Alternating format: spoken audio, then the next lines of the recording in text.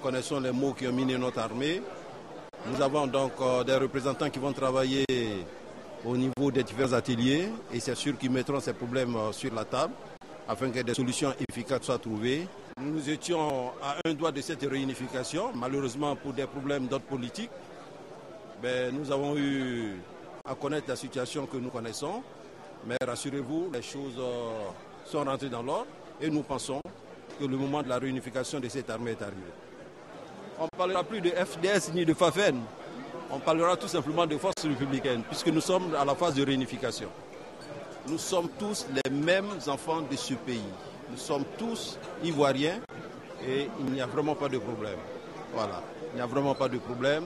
Ce sont les forces républicaines qui auront en leur sein des militaires ivoiriens et il y a de quoi être fier.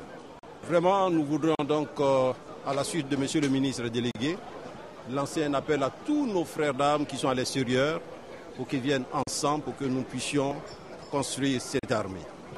Vous voyez, il faut le reconnaître.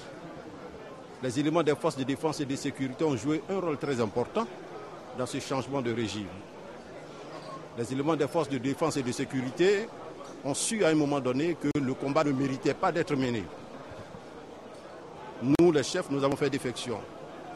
Eux, ils n'ont pas combattu. Et n'ayant pas fait, nous avons compris que quand la troupe ne prend pas de risque, les chefs ne doivent pas prendre de risque. Parce que le chef en lui-même n'est rien sans cette troupe. Donc ils ont joué un rôle capital dans ce changement de régime. Et pour cela, nous voulons qu'ils viennent pour que nous puissions nous asseoir ensemble pour voir quel visage donner à notre armée pour que notre pays ait une nouvelle armée. Donc nous leur lançons un appel, il faudra qu'ils rentrent.